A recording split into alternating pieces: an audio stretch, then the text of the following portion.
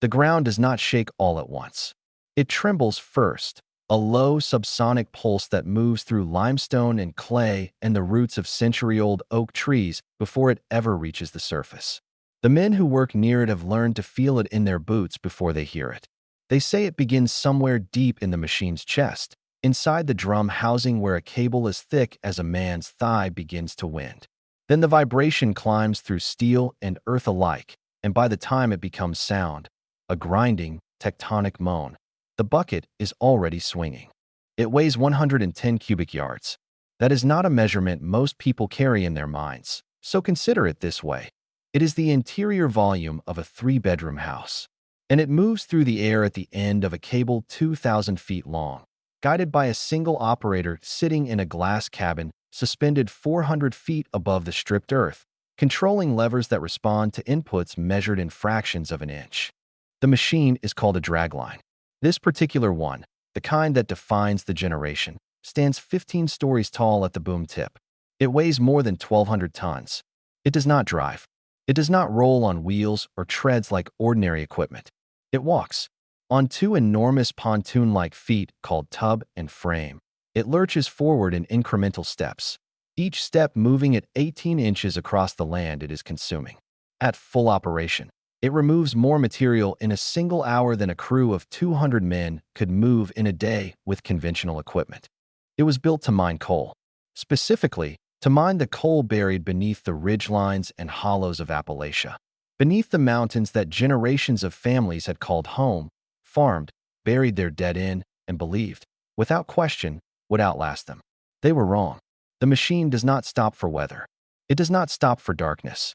It does not stop because a family's well has run dry, or because the foundations of a farmhouse have begun to crack, or because the creek that runs behind a church has turned the color of rust. It stops only when the coal runs out. And for a long time, a long, profitable, catastrophic time, the coal did not run out. There is a particular kind of progress that carries its own contradiction embedded within its machinery, not as a flaw to be corrected, but as a structural necessity, a load-bearing element of the entire enterprise. Strip mining in Appalachia was that kind of progress. It could not function without destruction. It did not merely produce destruction as a side effect, the way a factory produces smoke or a road produces noise. Destruction was the product. The coal was incidental. What the dragline truly manufactured, ton by ton, ridge by ridge, was absence. To understand what that means, you must first understand what was being offered in exchange. The year is 1950. The United States has emerged from the Second World War as the dominant industrial power on the planet. Its factories are running. Its steel mills are consuming ore at rates that would have seemed fantastical a decade earlier. Its railroads move freight across a continent 24 hours a day, 7 days a week. And all of it, every furnace, every locomotive, every boiler in every plant from Pittsburgh to Birmingham, runs on coal. Not natural gas. Not petroleum. Not the nuclear energy that is still being theorized in government laboratories. Coal. Black, dense, caloric, Carboniferous-era coal, compressed over 300 million years into seams that run like dark veins through the mountains of West Virginia, Kentucky, Virginia, and Tennessee. Demand is not merely high, it is existential. The industries that define American post-war prosperity, steel, electricity generation, rail transportation, domestic heating, require coal in quantities that dwarf anything the previous century had managed to supply. And the coal companies, looking at their maps, looking at their geological surveys, looking at the topographic profiles of the Appalachian ridges, arrive at an uncomfortable arithmetic truth. The coal that is easiest and cheapest to reach is not inside the mountains. It is underneath them. Specifically, it lies in seams that run horizontally through the upper strata of mountain ridges, buried beneath anywhere from 50 to 400 feet of what the industry calls overburden. That word deserves attention. Overburden. It is a technical term, a geological designation, and it means, without ceremony or apology, everything that exists above the coal. Topsoil, bedrock, forest, creek beds, foundations of homes, graves, the entire living and historical architecture of a mountain community, reduced in the language of extraction to a single dismissive word, burden. To reach the coal beneath that burden, using conventional underground mining required men and mules and timber supports and ventilation shafts and decades of accumulated expertise. It required paying those men. It required insuring them, at least nominally, against the considerable probability of their deaths. It required managing the social complexity of a workforce that had, by mid-century, organized itself into unions of genuine industrial power, unions that had won, through strikes measured in months and violence measured in lives, the right to wages and conditions that ate directly into profit margins. The dragline solved all of that. A single machine operated by a crew of fewer than a dozen men could remove the overburden from a coal seam more efficiently than 500 underground miners. It did not require timber. It did not require ventilation. It did not require the elaborate underground infrastructure, the miles of track, the pumping systems, the rescue equipment that kept deep miners alive and working. It did not require a union contract because the men who operated it were equipment operators, a different category of labor, newer, less organized, more easily replaced. What it required instead was land. Enormous, unobstructed, legally accessible land. And here the coal companies turned to a document that had been buried almost as effectively as the coal itself. A document that many of the families living on those mountains had never read, had perhaps never seen, and in some cases had never been informed existed. It was called the Broad Form Deed. Beginning as early as the 1880s, land agents working for coal and mineral companies had traveled through the hollows and ridges of Appalachia purchasing the mineral rights to land that families still occupied and farmed. The transactions were often conducted with deliberate asymmetry of understanding. A family might receive 50 cents an acre, in some cases less, for rights to everything beneath their feet, rights that included, in the language the company's lawyers had carefully drafted, the right to extract those minerals by any means necessary, including means not yet invented. That last clause, any means necessary, including means not yet invented, was not accidental. It was architectural. It was the legal foundation upon which, 60 years later, a 1,200-ton machine would stand and begin to eat. The paradox, then, is this: the same mountains that powered American industrial progress were consumed by it. The same communities that had supplied the labor force for underground coal mining had sent their fathers and sons and brothers into tunnels in exchange for wages that built churches and schools and the fragile infrastructure of Appalachian civic life. Now watch machines replace those men while simultaneously destroying the surface land those wages had been spent on. Progress arrived in Appalachia not as elevation but as erasure. It came with a legal document in one hand and a dragline bucket in the other, and it called itself necessity. The machine did not arrive with malice. That is perhaps the most important thing to understand about what followed.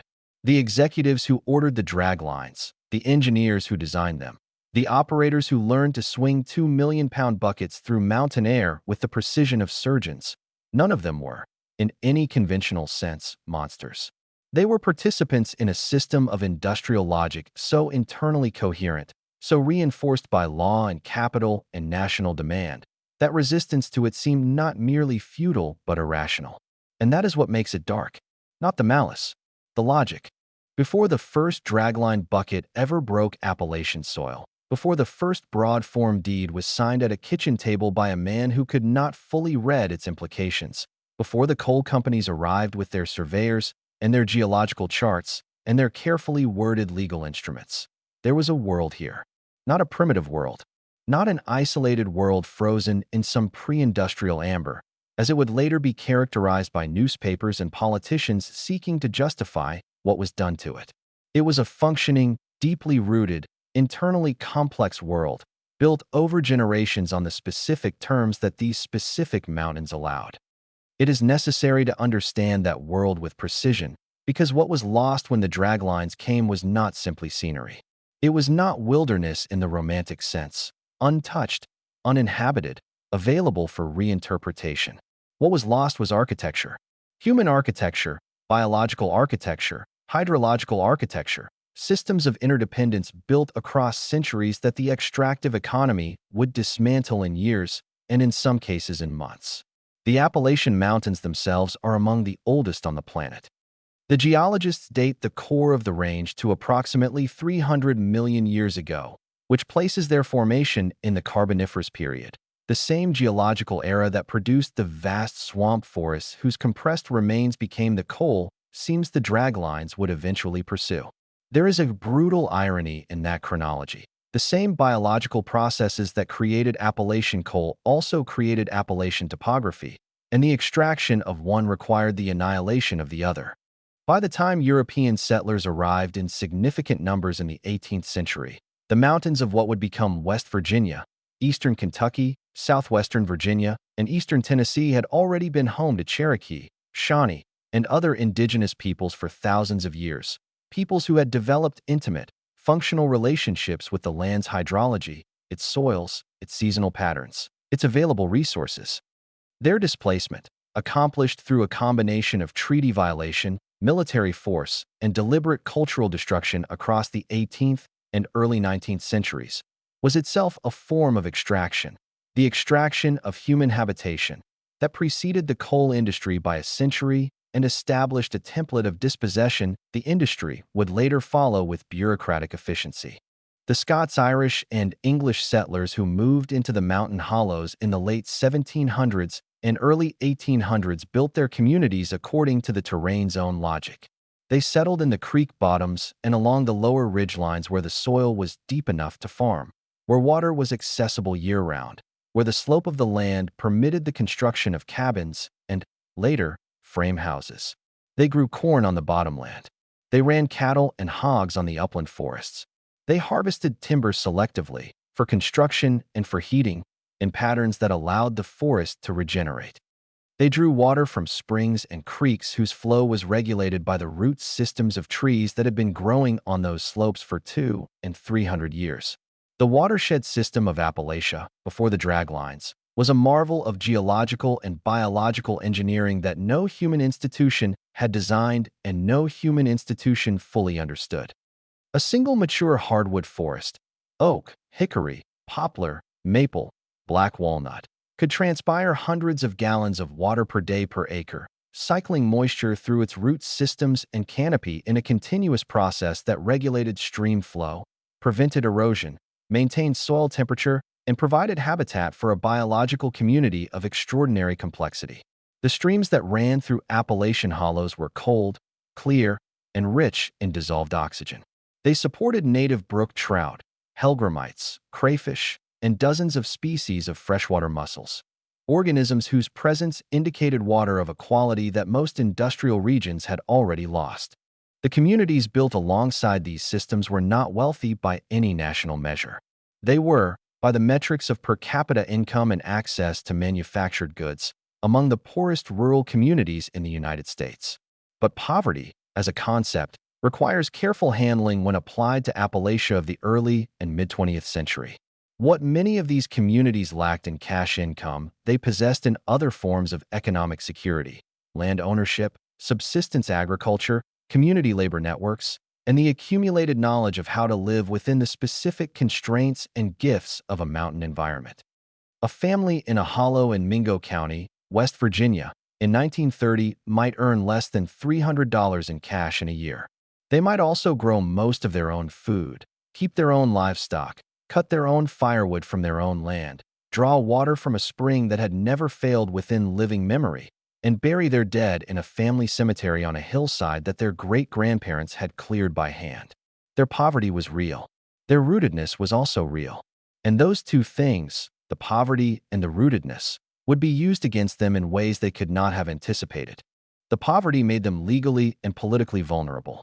When the coal companies arrived, first with their deep mining operations and later with their surface mining equipment, the economic desperation of mountain communities was not incidental to the company's strategies. It was foundational to them.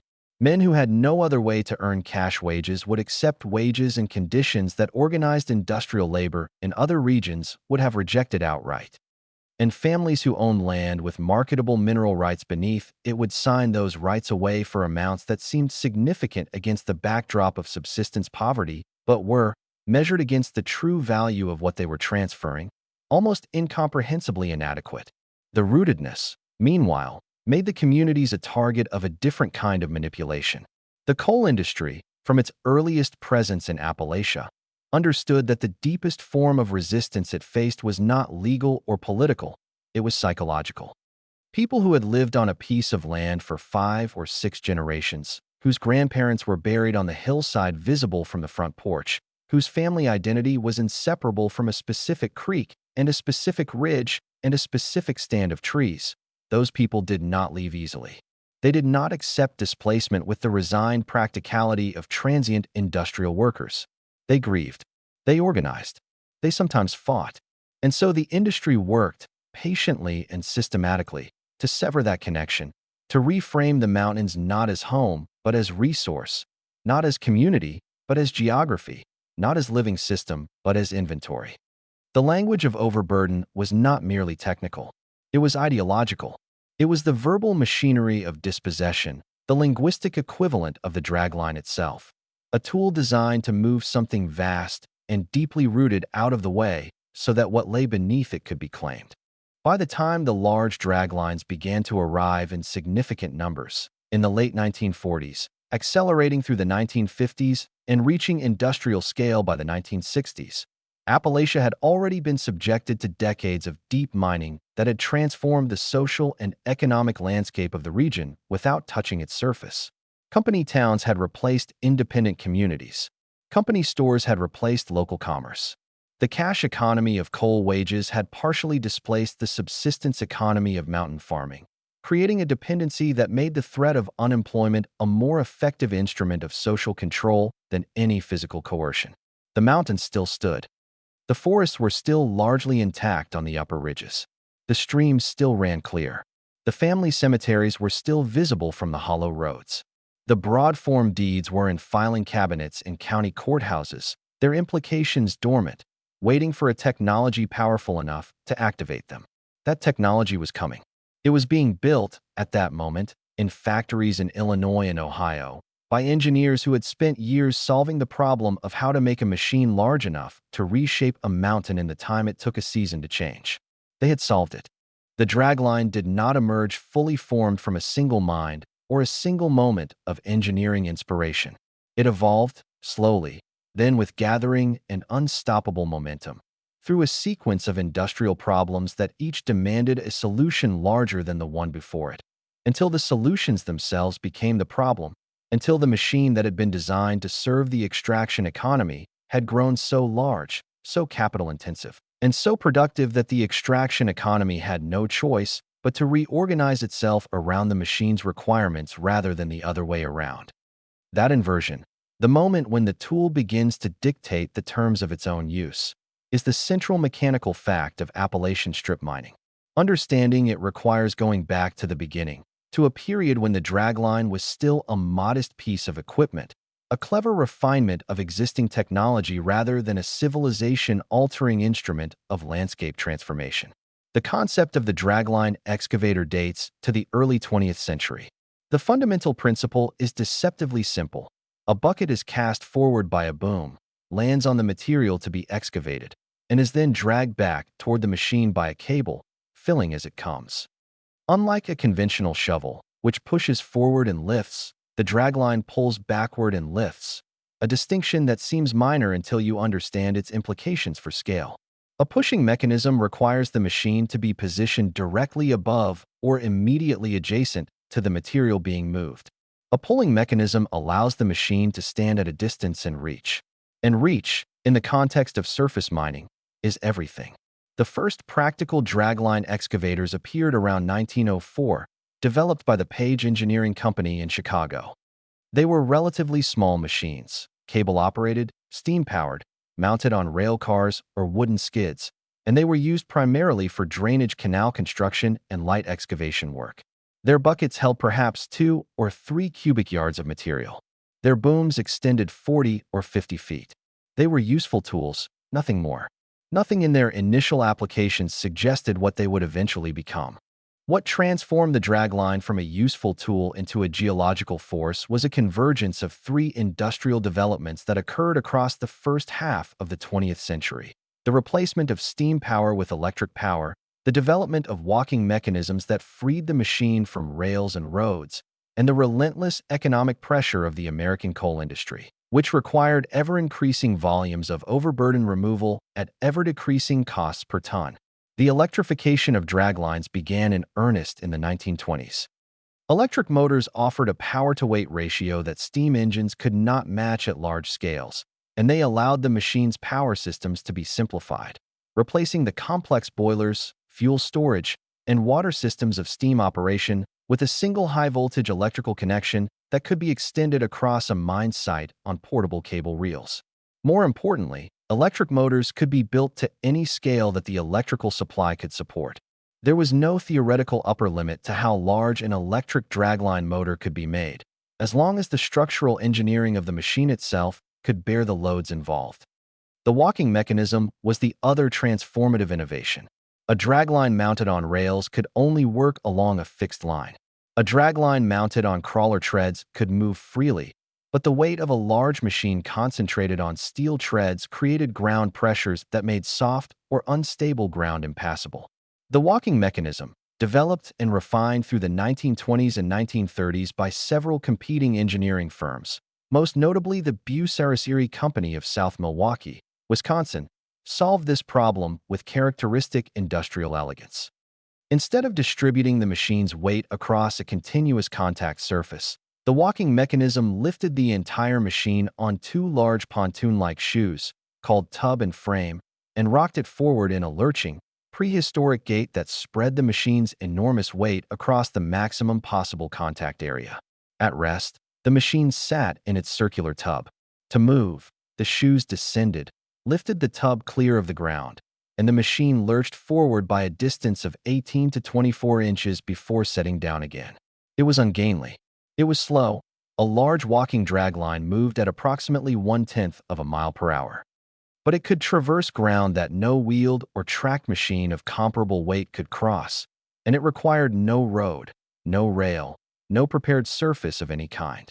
It needed only the earth itself, and the earth it needed it was in the process of destroying. By the late 1930s, the major manufacturers, Bucyrus-Erie, Marion Steam Shovel Company, and a handful of others, were producing draglines of increasing ambition, machines with buckets of 15, 20, 30 cubic yards, booms extending 200, 250, 300 feet. The engineering challenges at each new scale were not linear, they were exponential.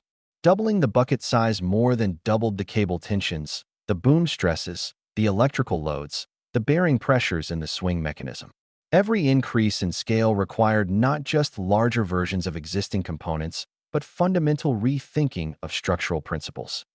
The men who solved these problems were a specific breed of engineer, methodical, empirically minded, deeply versed in the materials science of high-carbon steel and the mechanical behavior of wire rope under dynamic loading. They worked in drafting rooms in Milwaukee and Marion, Ohio, filling enormous sheets of vellum with calculations that had no computational assistance beyond slide rules and logarithm tables. They tested their designs at reduced scale in purpose-built test facilities, then scaled up with the careful conservatism of men who understood that a structural failure in a machine of this size was not a setback. It was a catastrophe measured in lives and millions of dollars. The coal industry watched this engineering progression with the patient attention of entities that understood they were waiting for a specific threshold to be crossed.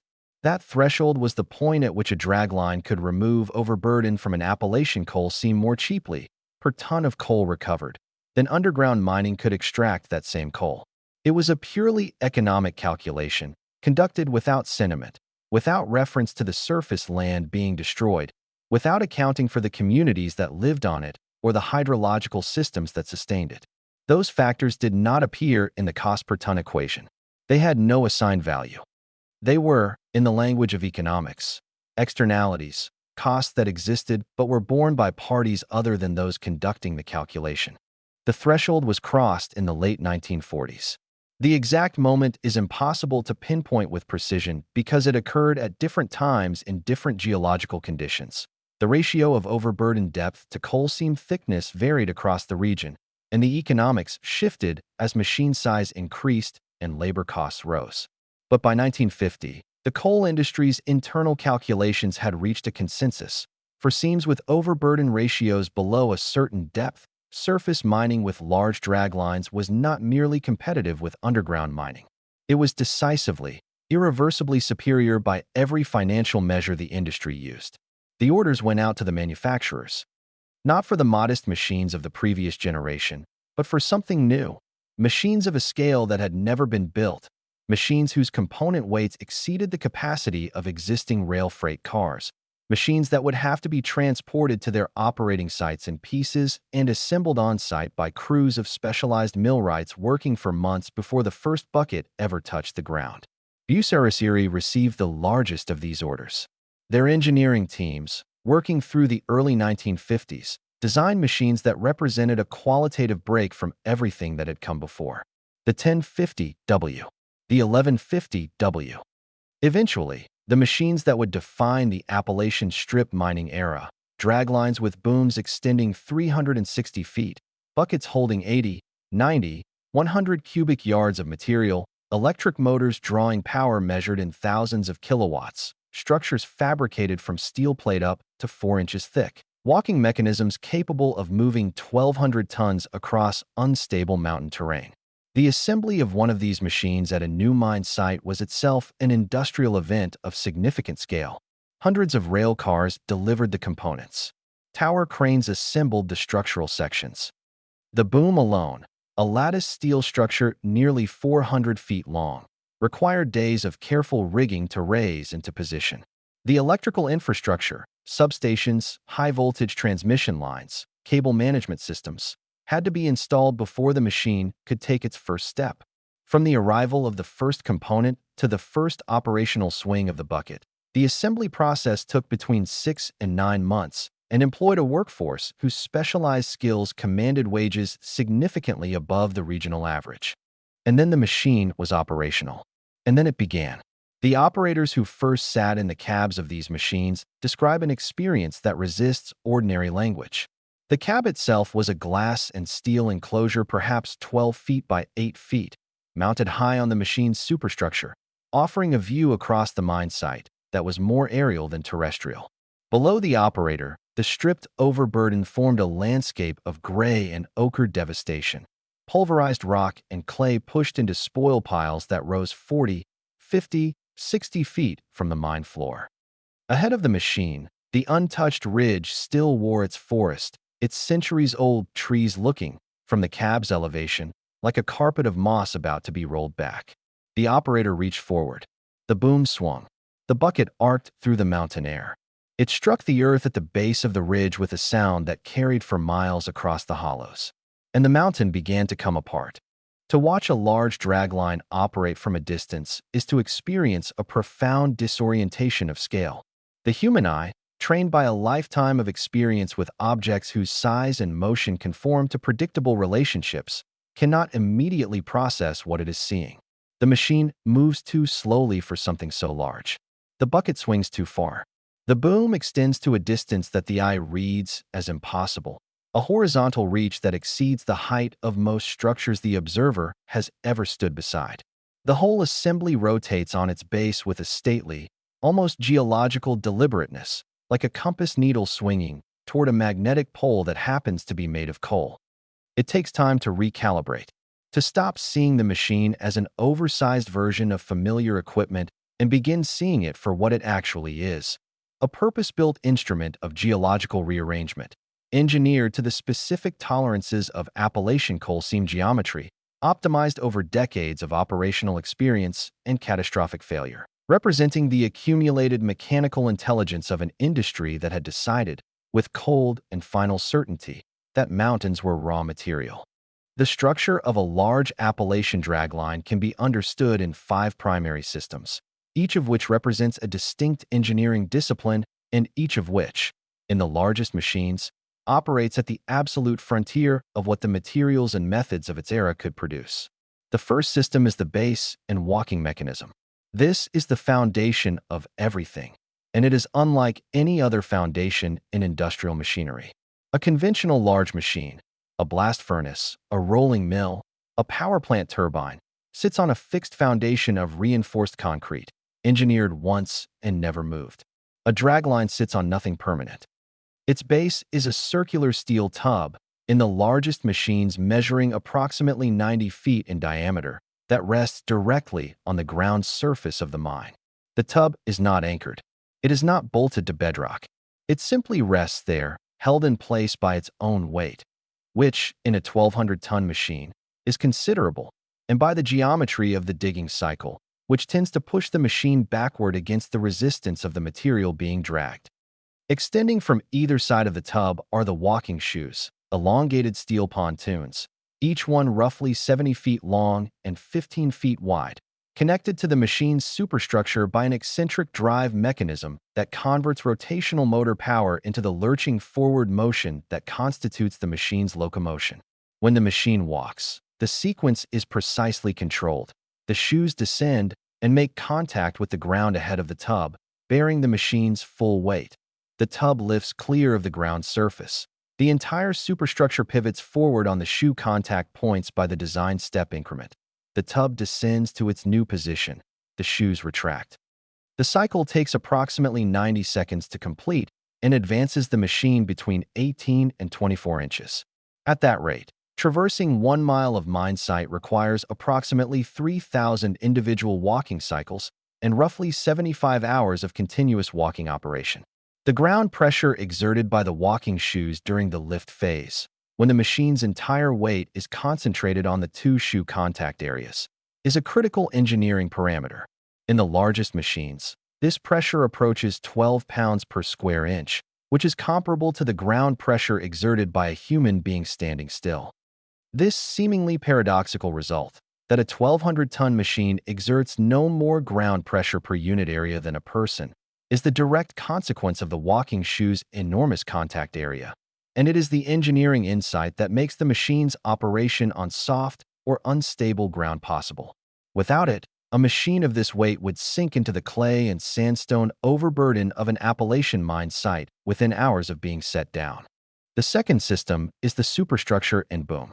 The superstructure is the rotating upper body of the machine, the massive steel housing that contains the electrical machinery, the cable drums, the operator's cab, and the counterweight systems that balance the enormous forces generated by the swinging boom and bucket.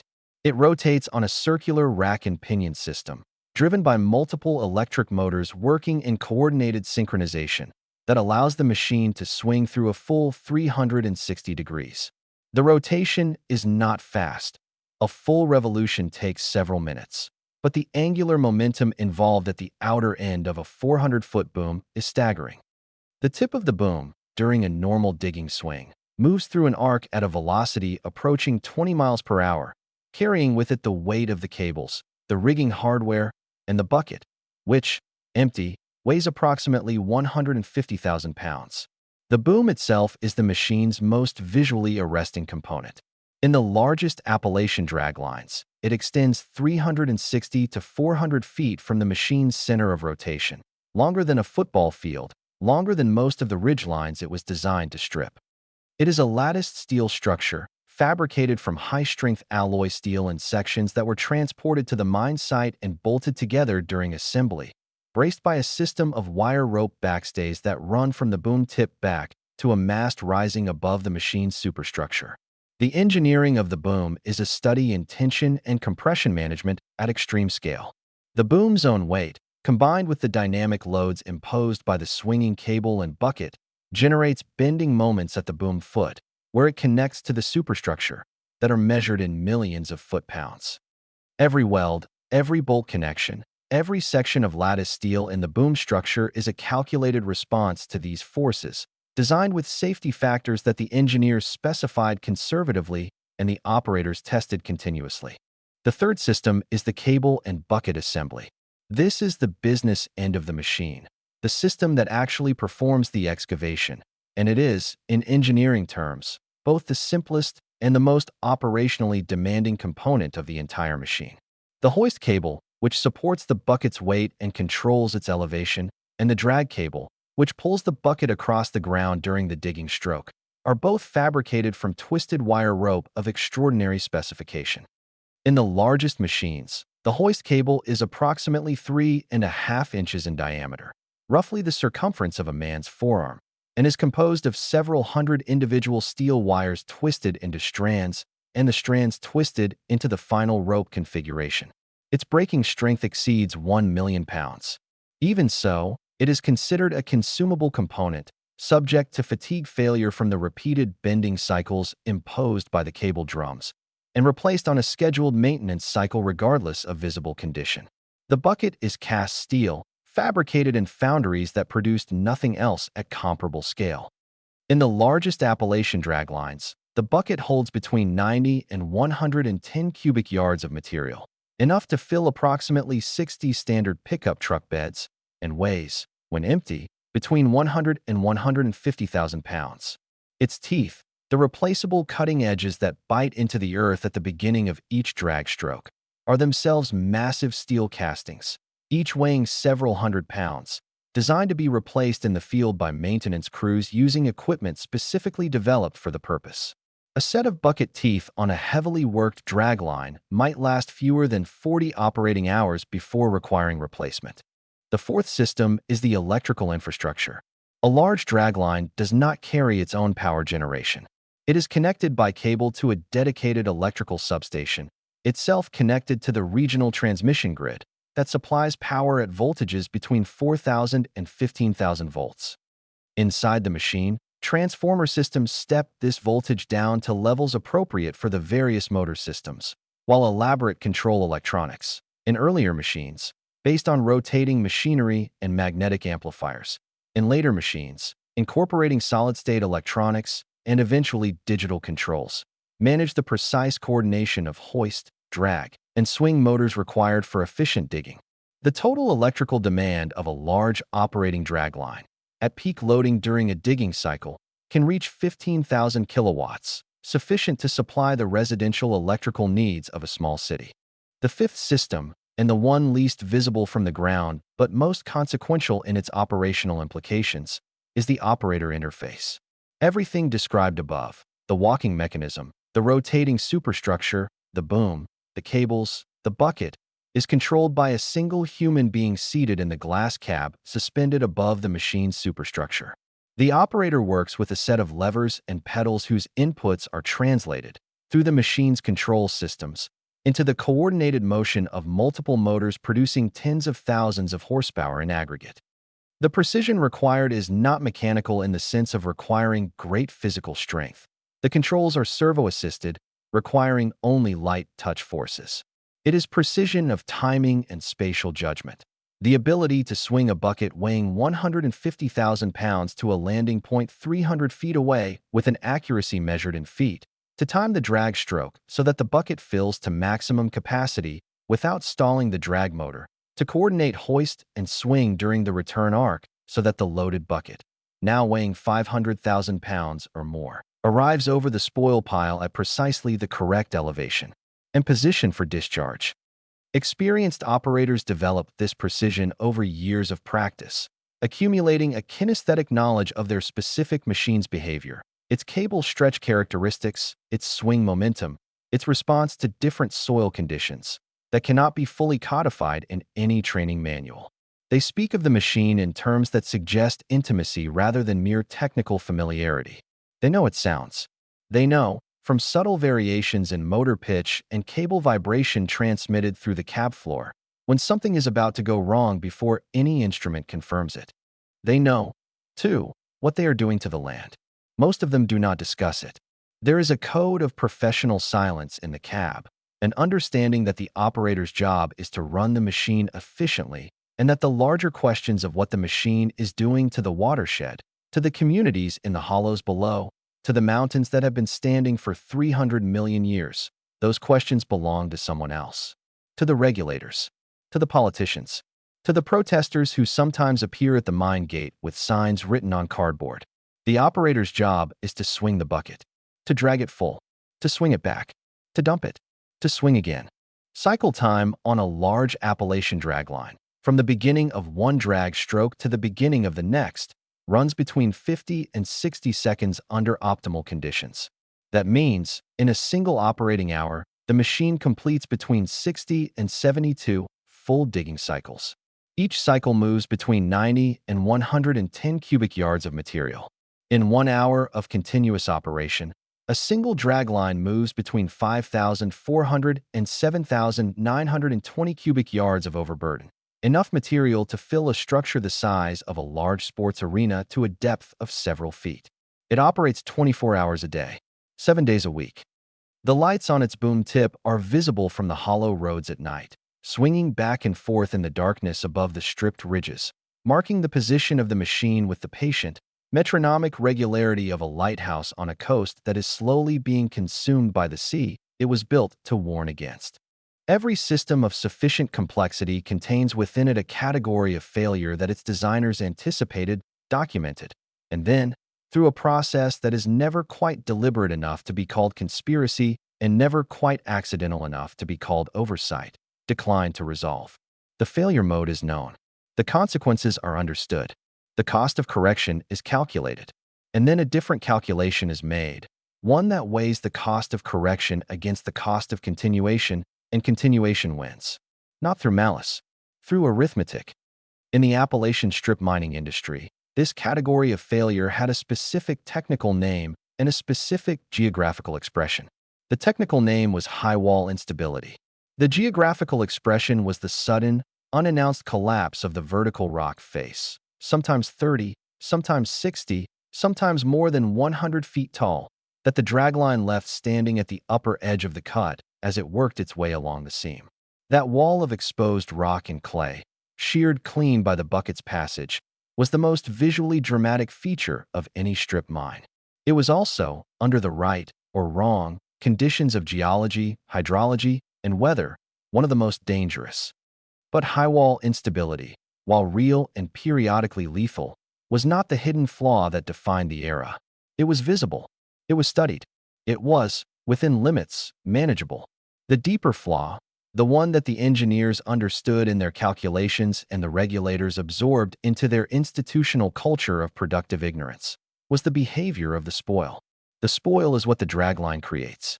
It is the overburdened material, the rock, clay, sandstone, and shale that lay above the coal seam, after it has been lifted, swung, and deposited in the pile behind the machine. In the original undisturbed mountain, this material had been compacted over millions of years into a dense, relatively stable geological formation. The dragline's bucket disaggregated it completely, breaking the compacted mass into irregular fragments, mixing geological strata that had been separated for millions of years, and depositing the result in a pile whose internal structure had none of the stability of the original formation. Freshly deposited spoil is, in engineering terms, a loosely consolidated granular material with unpredictable internal friction angles and a high susceptibility to liquefaction under saturated conditions. It contains, within its mixed layers, fragments of the iron sulfide mineral pyrite, fool's gold, which, when exposed to water and atmospheric oxygen through the fracturing process of the bucket's passage, begins a chemical reaction that produces sulfuric acid. This reaction does not require any industrial process to initiate. It requires only the exposure of pyrite to air and water, conditions that the dragline creates on an industrial scale with every cycle of the bucket. The sulfuric acid produced by this reaction, acid mine drainage, in the technical literature, orange water, in the language of the hollows, does not stay in the spoil pile. It migrates. It follows the water table's gradient, moving downslope through the fractured overburden, leaching additional metals as it travels, iron, manganese, aluminum, arsenic, and eventually entering the watershed through springs, seeps, and direct surface runoff. Its effect on aquatic systems is categorical and, in most cases, permanent on any human timescale. A stream receiving significant acid mine drainage does not merely become polluted. It becomes biologically dead. The pH drop kills the invertebrate populations that form the base of the aquatic food chain, eliminates the oxygen-producing algae that regulate water chemistry, and coats the stream substrate with iron hydroxide precipitate, the characteristic orange-red stain that marks acid-impacted streams throughout the Appalachian coal fields, in a layer that persists for decades after the drainage source is removed. The coal industry's engineers knew this. The chemistry of pyrite oxidation had been understood since the 19th century. The connection between surface disturbance of sulfide-bearing rock and acid mine drainage had been documented in the technical literature of mining engineering since at least the 1920s. The question of what happened to Appalachian watersheds when draglines began systematically disaggregating the overburden of pyrite-bearing coal was not a question that required new research to answer. It was a question that had already been answered, in technical terms, before the large draglines were ever ordered. What it required was an institutional structure willing to act on that answer. And that structure did not exist. The regulatory framework governing surface mining in Appalachia during the period of the dragline's maximum expansion, roughly 1950 through the mid-1970s, was a patchwork of state statutes and county ordinances that had been designed, in most cases, with the active participation of the coal industry itself. Kentucky, West Virginia, and Tennessee each had their own permitting requirements for surface mining operations, and each of those requirements had been negotiated through state legislative processes in which the coal industry's political influence was, in most counties, approximately equivalent to its economic dominance. The result was a regulatory system that functioned primarily as a documentation mechanism rather than a constraint mechanism. A coal company seeking a surface mining permit in eastern Kentucky in 1960 was required to submit a map of the proposed mine area and pay a modest fee. It was not required to demonstrate that its drainage controls would prevent acid mine drainage from entering the watershed. It was not required to post a bond sufficient to fund genuine reclamation of the disturbed land. It was not required to conduct any study of the hydrological impacts of its proposed operation. It was not required to notify or compensate the families whose water supplies would be affected by the drainage from its spoil piles. It was required, in some jurisdictions, to grade the spoil piles to a slope no steeper than 1.5 to 1, a requirement that addressed the visual and physical stability of the piles while doing nothing to address the chemical instability of their internal composition. The gap between what the regulations required and what the engineering knowledge of the era indicated was necessary was not a gap born of ignorance. It was a gap maintained by institutional choice, by the decision, made repeatedly and at multiple levels of state and county government, to prioritize the continuation of coal production over the protection of the land and water and communities that coal production was destroying. There is a specific document that illuminates this gap with particular clarity. In 1965, the Appalachian Regional Commission, a federal-state partnership established the previous year to address the region's chronic economic distress, commissioned a study of the environmental impacts of surface mining in the Appalachian coalfields. The study, completed in 1967, documented acid mine drainage impacts on more than 10,000 miles of Appalachian streams. It documented spoil pile failures that had destroyed farms and blocked creek channels. It documented the systematic inadequacy of existing state reclamation requirements. It documented, in careful technical language, the difference between what the coal industry was doing to the land and what the land could absorb without permanent damage. The study was received, acknowledged, filed, and largely ignored. Its findings did not produce new regulations. They did not produce enforcement actions against existing operations. They produced a series of recommendations that were transmitted to state governments, where they entered the standard bureaucratic processing cycle, committee review, stakeholder comment, fiscal impact analysis, and emerged, years later, as modest adjustments to permitting requirements that left the fundamental structure of the regulatory system unchanged. Meanwhile, the draglines continued to work. Their buckets continued to cycle. The spoil piles continued to grow, to saturate with rainfall, to leach their acid loads into the watershed. The streams continued to turn orange. The wells in the hollows below the mine sites continued to go dry, or to begin producing water that smelled of sulfur and left rust-colored stains in the basins and bathtubs of the families who had no other source. There was another failure mode, less chemical and more immediately physical, that the operators themselves lived with daily and that the companies managed with a combination of engineering controls and institutional silence. The spoil piles that the dragline created were not stable geological formations. They were loosely consolidated masses of disaggregated rock and clay, often saturated with water, resting on slopes that the natural mountain terrain had established over millions of years and that the strip mining operation had fundamentally altered. Under certain conditions, prolonged heavy rainfall, the vibration of blasting operations, the saturation of internal clay layers, these piles moved. Not gradually, not in the slow, detectable creep of geological erosion that a monitoring program might track and a warning system might respond to. They moved suddenly and catastrophically, in mass failures that released millions of cubic yards of saturated material down the slopes of the stripped ridges with velocities that left no time for evacuation. The most comprehensive documentation of spoil pile failures in the Appalachian coalfields covers hundreds of individual events between 1950 and 1975.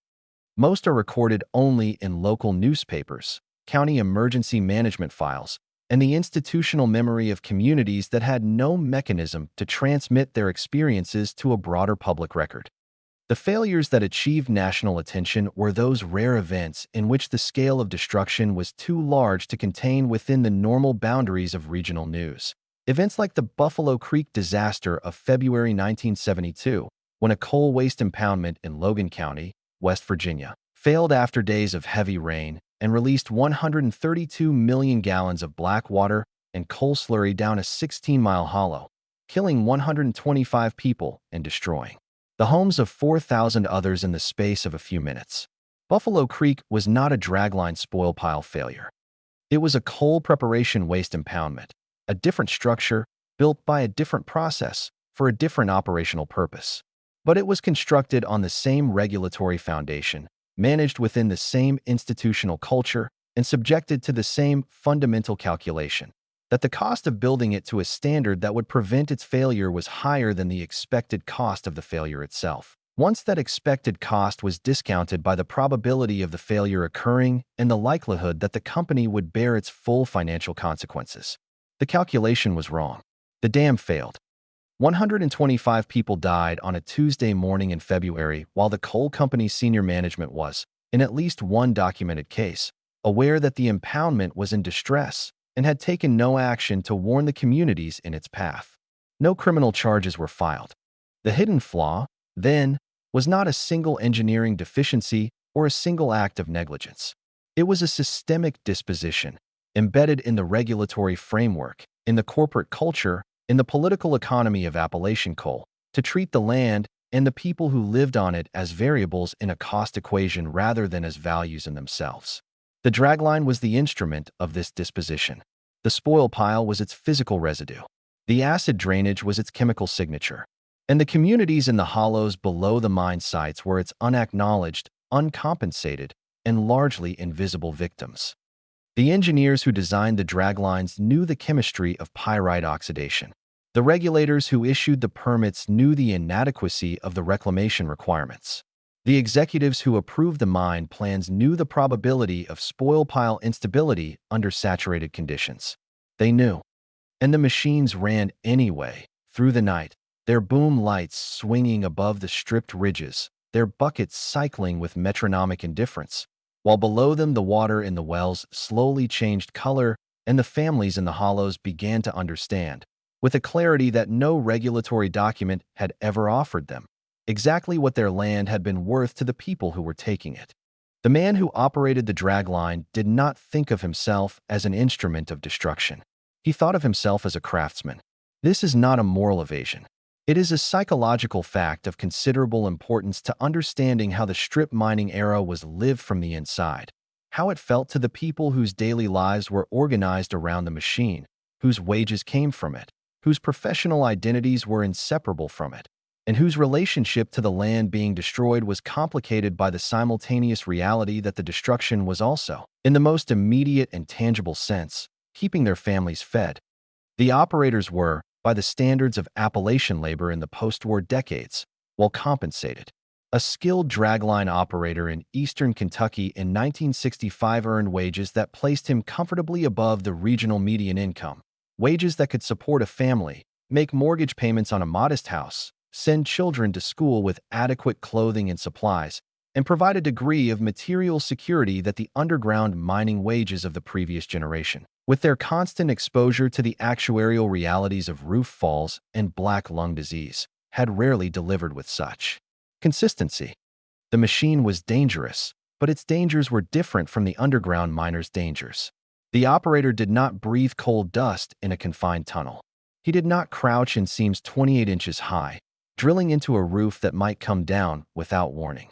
He sat in a glass cab, elevated above the work, managing forces of extraordinary magnitude through a set of levers that responded to his touch with the precision of a well-maintained instrument. The pride was real, the skill was genuine, and the wages were real in a region where real wages had always been scarce. But the operator was only one figure in the ecology of human life that the strip mine sustained and damaged simultaneously.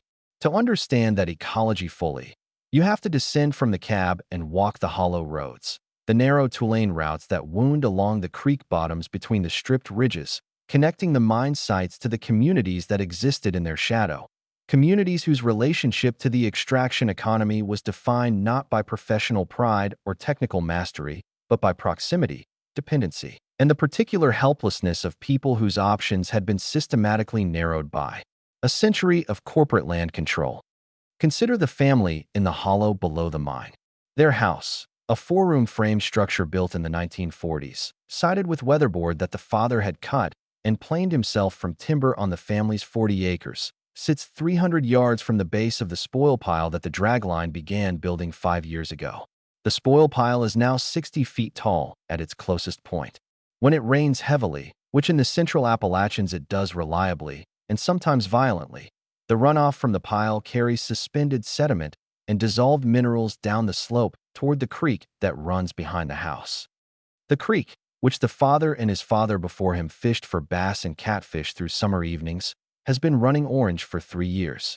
The family stopped drinking from the well 2 years ago, when it began producing water that left orange stains in the sink and tasted, as the mother described it to a county health official who came to take a sample and never returned with results, like pennies dissolved in rainwater. They buy drinking water now, in 5-gallon jugs from a gas station 12 miles up the road.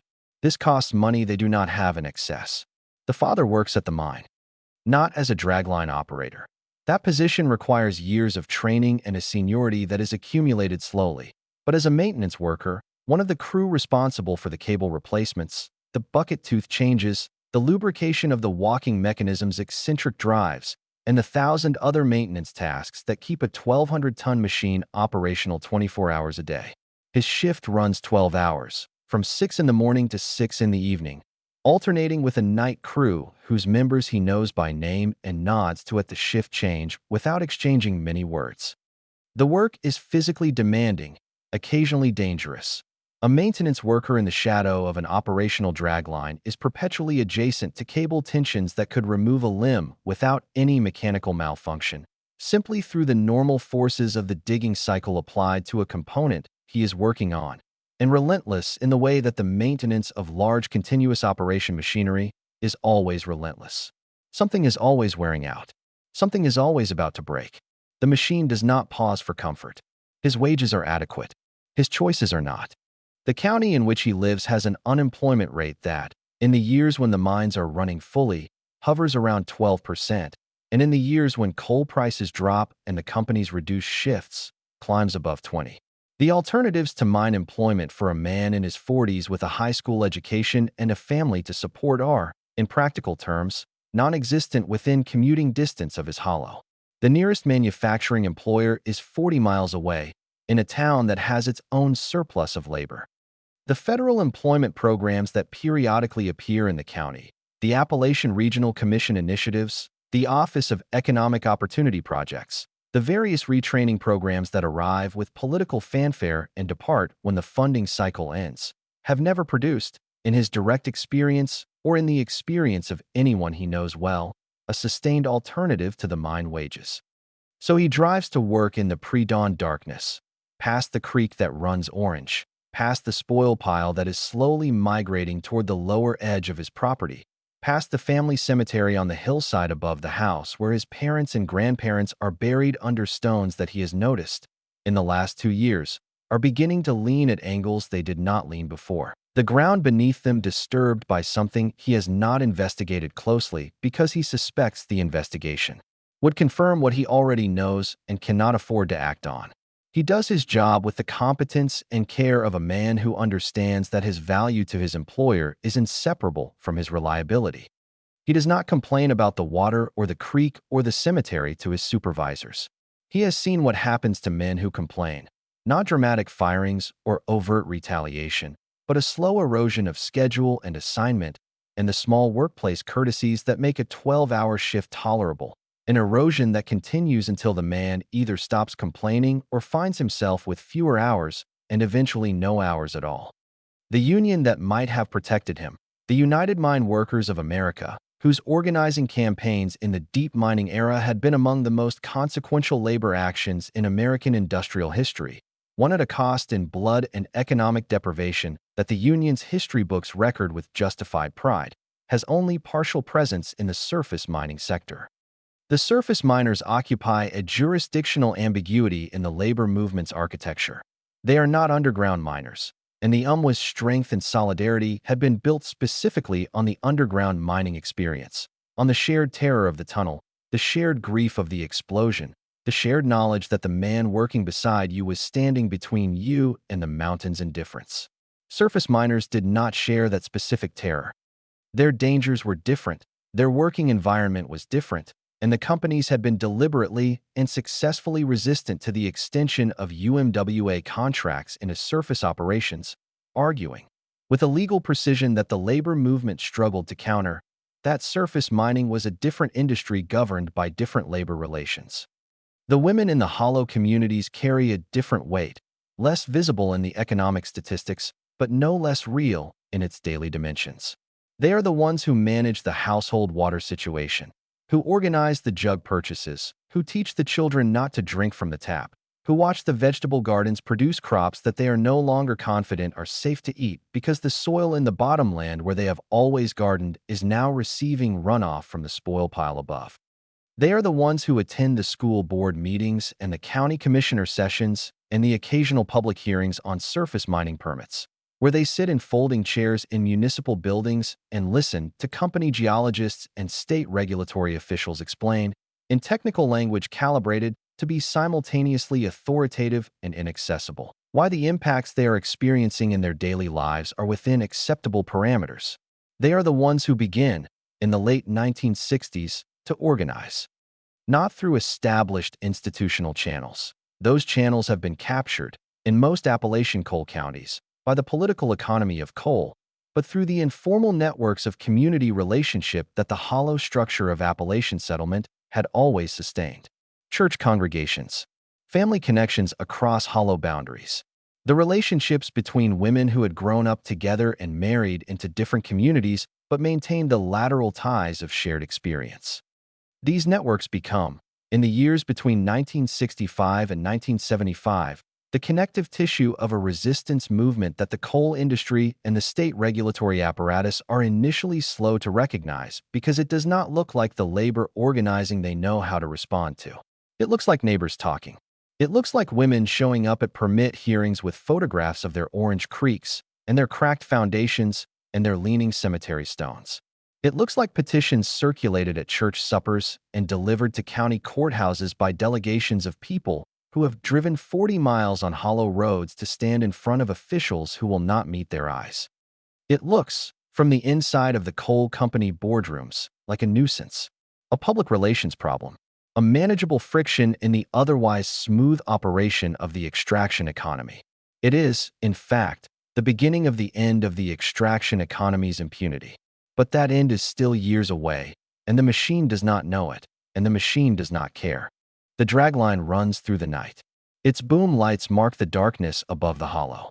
In the frame house below the spoil pile, the father sleeps for 6 hours between his shift ending and the next one beginning, and the mother lies awake listening to the low, subsonic vibration that comes through the floor and the mattress and the pillow, the vibration that has been there for 5 years now, so constant that she no longer consciously registers it as sound. She registers it as the condition of her life. She is 41 years old. She has lived in this hollow her entire life. Her grandmother is buried on the hillside above the house. She is not going anywhere. And neither, for now, is the machine. There is a moment in the history of every industrial system built on dispossession when the dispossessed decide, collectively and with full understanding of the consequences, that the cost of continued silence exceeds the cost of resistance. That moment does not arrive cleanly. It does not announce itself with the clarity of a historical turning point. It arrives instead through an accumulation of smaller moments. A well that goes dry, a foundation that cracks, a permit approved over the documented objections of 100 residents, a child who comes home from school and asks why the creek behind the house is the color of a rusty nail, until the accumulation reaches a threshold that the people living through it recognize, without formal declaration, as the point beyond which accommodation is no longer possible. In Appalachia, that threshold was crossed in the late 1960s, and it was crossed not once but repeatedly, in hollow after hollow across eastern Kentucky and southern West Virginia, in a pattern of local confrontation and resistance that eventually coalesced into something the coal industry had not anticipated and the political system had not prepared for: a sustained, regionally coordinated, legally sophisticated challenge to the fundamental premise of surface mining itself. The resistance had many faces. It had the face of Ollie Combs, a widow from Knott County, Kentucky, who in 1965 sat down in front of a strip mining bulldozer on her own land and refused to move, and was arrested, and was photographed in her arrest by a journalist whose images circulated in newspapers across the country, giving the abstract debate over surface mining a specific human face that no regulatory filing could equal in communicative power. It had the face of the Appalachian Group to Save the Land and People, organized in the late 1960s by a coalition of hollow residents, teachers, ministers, and returned veterans who had come home from Vietnam to find their communities being systematically dismantled by an industry operating under legal instruments their families had signed before any of them were born.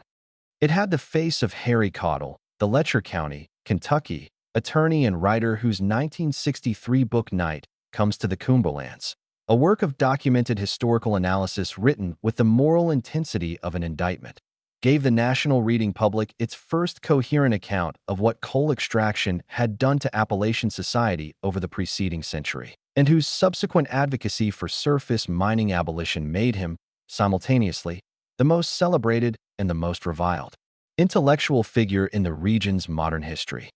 Caudill argued, with a precision that made his opponents uncomfortable, that strip mining was not merely environmentally damaging, it was economically self-defeating, consuming the region's primary long-term asset, its land, in exchange for short-term revenues that flowed largely out of the region to corporate headquarters and cities that had no stake in Appalachia's future. But the resistance also had faces the historical record has not preserved as clearly. The faces of the men and women who confronted the draglines not with books or photographs, but with their physical presence, standing on land their families had occupied for generations, interposing their bodies between the machine and the mountain with a directness that the industry's lawyers and the state's law enforcement agencies found simultaneously embarrassing and legally manageable. The confrontations took a characteristic form. A coal company would obtain a surface mining permit for a ridge above a settled hollow, acting under the authority of a broad-form deed that conveyed mineral rights purchased decades earlier. The families in the hollow, learning of the permit through the informal networks that had replaced the official notification systems the regulatory framework rarely enforced, would organize a response: petitions, legal challenges, public meetings, and ultimately physical presence at the mine site boundary when the equipment arrived. The company would obtain an injunction from a county circuit court, typically within days, prohibiting the protesters from interfering with the mining operation.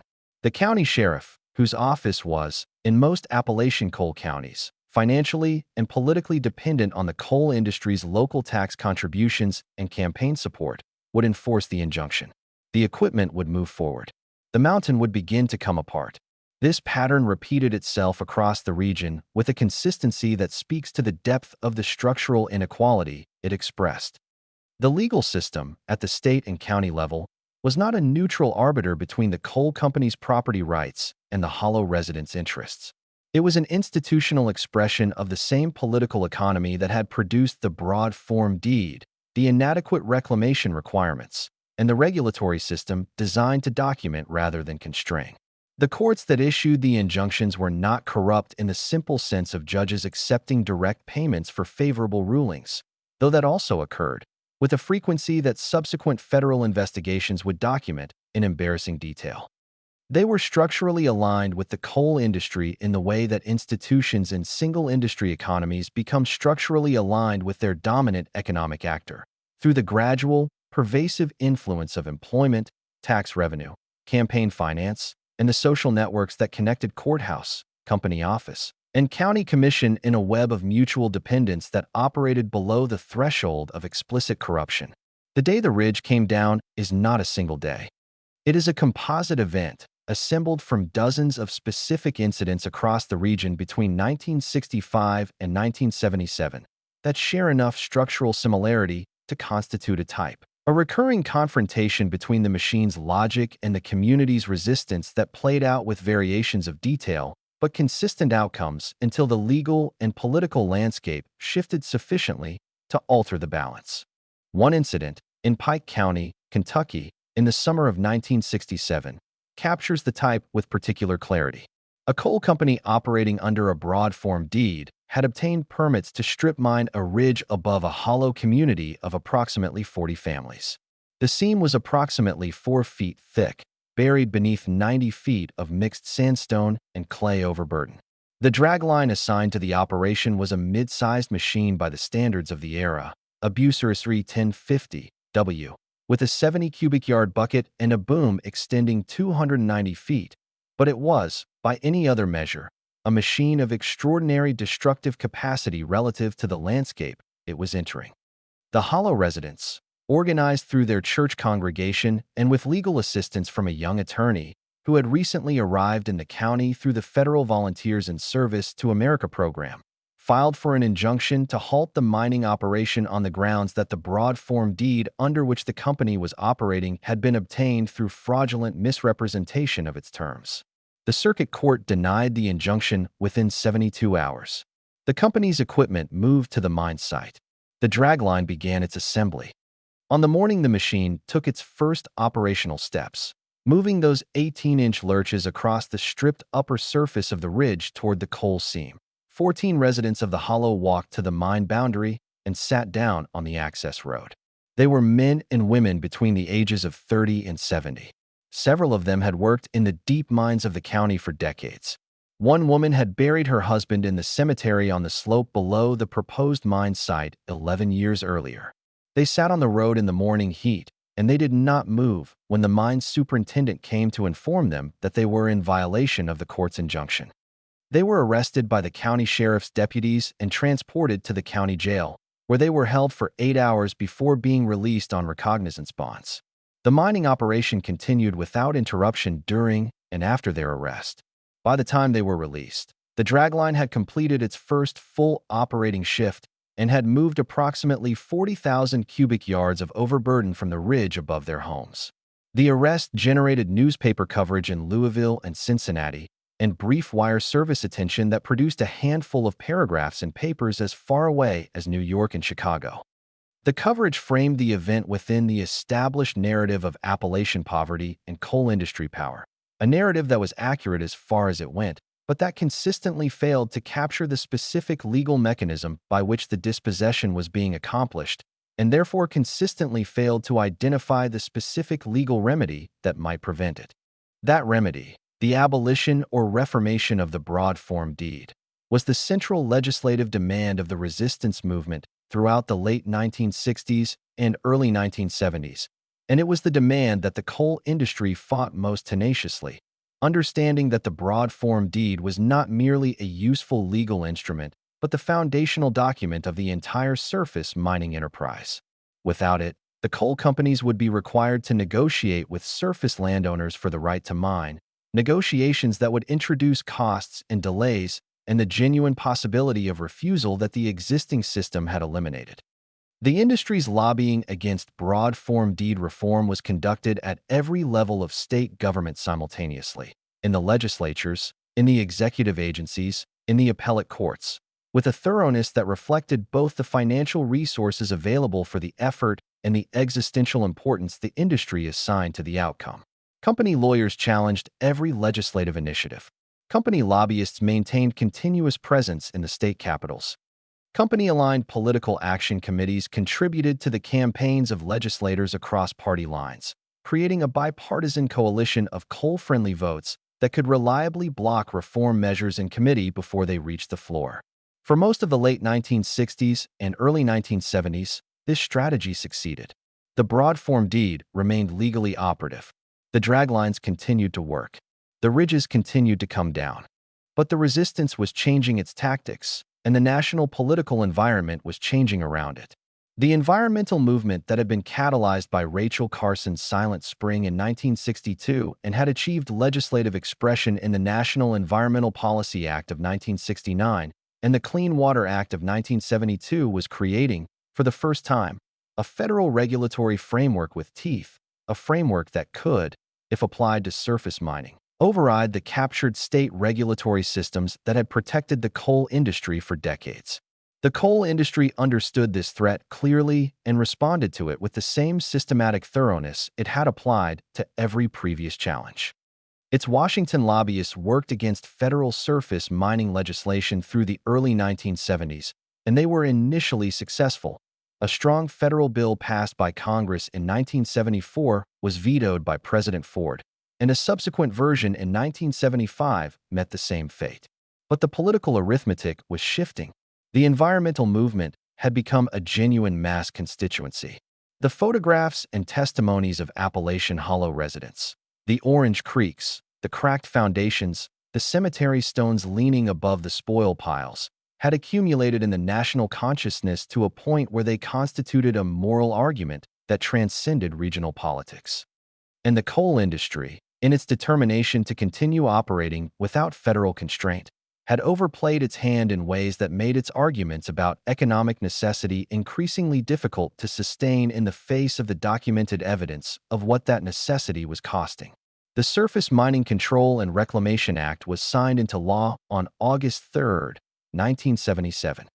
It established federal minimum standards for surface mining operations, required performance bonds sufficient to fund genuine reclamation, mandated hydrological impact assessments, imposed buffer zones around streams and residential structures, and, critically, included a provision that allowed surface landowners in states where broad-form deeds remained operative to challenge those deeds in state court.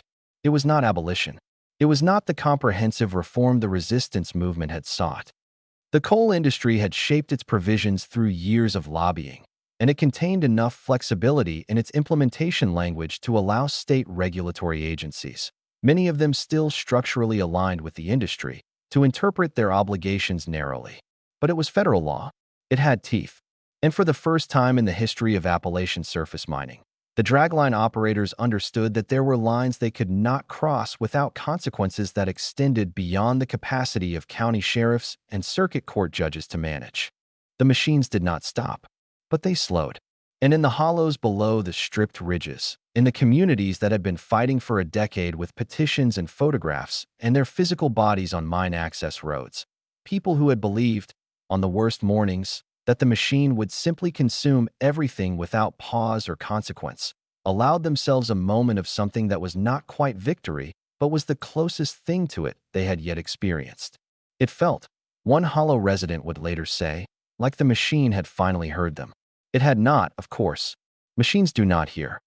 But the system that operated the machine had finally, after years of sustained pressure from people it had been designed to ignore, been forced to acknowledge that those people existed, that their land and water and communities had value, and that the cost of the machine's operation could no longer be externalized onto them without legal consequence. That acknowledgement was incomplete. It was partial. It came too late for the ridges that had already been removed, the streams that had already been acidified, the wells that had already gone dry, the family cemeteries already disturbed by subsidence. But it came. And in Appalachia, where the political economy of coal had operated for a century on the assumption that resistance was ultimately futile, the fact that it came at all was a form of reckoning that the hollow communities had earned at a price that should not be minimized or sentimentalized. They had paid for it in water they could not drink, and land they could not farm, and mountains they could not recognize, and mornings when the vibration in the floor and the boom lights in the darkness above the stripped ridge were the first and last things they perceived in a day spent navigating the consequences of a decision made at a kitchen table, in some cases before they were born, by a man who could not read the fine print. The damage did not announce its full dimensions immediately. That is the nature of systemic environmental destruction at geological scale. It reveals itself incrementally, in the way that a fracture propagates through stressed metal, invisible at the surface until the moment of catastrophic expression, and even then expressing only the final increment of a process that has been advancing through the material's interior for a long time. In the years following the passage of the Surface Mining Control and Reclamation Act, as the regulatory framework it established was slowly and unevenly implemented across the Appalachian coal fields, the region's communities and the scientists and lawyers and advocates who worked alongside them began the process of accounting, of attempting to measure, with the precision that law and science required, the full dimensions of what the Dragline era had produced. What they found, as the measurements accumulated and the datasets expanded and the longitudinal studies began to return their results, was a picture of damage so comprehensive in its scope and so deep in its structural penetration of the region's natural systems that the regulatory remedies available to them, bond forfeitures, reclamation orders, civil penalties, were in almost every case incommensurate with the scale of what required repair. Begin with the water. The hydrological consequences of large-scale surface mining in Appalachia constitute one of the most thoroughly documented environmental impacts in the history of American industrial activity, and the documentation is, in its aggregate, an indictment of extraordinary specificity. Studies conducted by the United States Geological Survey, the Environmental Protection Agency, and numerous university research programs across the 1970s, 1980s, and 1990s established a consistent picture of watershed degradation that extended far beyond the boundaries of individual mine sites and persisted far beyond the operational periods of individual mines. Acid mine drainage. The sulfuric acid leachate produced by the oxidation of pyrite in disturbed overburden was identified in significant concentrations in more than 10,000 miles of Appalachian streams by the early 1980s. That figure, drawn from the 1967 Appalachian Regional Commission study and confirmed by subsequent surveys, represents a linear distance of stream impact equivalent to more than twice the length of the Mississippi River. In the most heavily mined watersheds of eastern Kentucky and southern West Virginia, the percentage of stream miles showing significant acid drainage impacts exceeded 50%. In some individual watersheds, it approached 90%. The biological consequences of this acidification were not subtle. They were categorical. A stream receiving acid mine drainage at pH levels below 5, the threshold at which most freshwater invertebrate communities begin to collapse, does not merely show reduced biological diversity. It shows near-total biological elimination. The native brook trout populations that had inhabited Appalachian headwater streams for thousands of years were, in the most heavily impacted watersheds, functionally extinct within the boundaries of surface mining operations by the mid-1970s. The freshwater mussel communities, among the most biodiverse in North America, supporting dozens of species found nowhere else on the planet, were similarly devastated, their populations in mined watersheds reduced to levels from which, in many cases, they have not recovered in the decades since. The iron hydroxide precipitate that acid drainage deposits on stream substrates, the orange coating that gives acid-impacted streams their characteristic appearance, does not merely discolor the streambed. It smothers it. It fills the interstitial spaces between streambed gravels where invertebrate larvae overwinter and where fish eggs incubate, creating an impermeable substrate that eliminates the habitat functions of the stream bottom as effectively as concrete.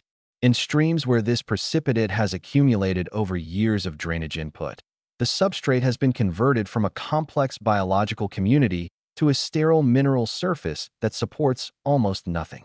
The groundwater impacts were, if anything, more immediately consequential for human communities than the surface water impacts, because groundwater was what people in Appalachian hollows drank. The deep well aquifers that supplied household water in the region were not, as the coal industry's hydrologists sometimes argued in permit proceedings, isolated from the surface disturbance caused by strip mining. They were connected, through the fracture systems that blasting operations created in the overburden, through the recharge zones that strip mining operations disrupted, through the altered drainage patterns that changed the way precipitation moved through the landscape. When those connections were disrupted, wells went dry. When those connections were chemically contaminated by drainage from spoil piles, wells produced water that was unsafe to drink.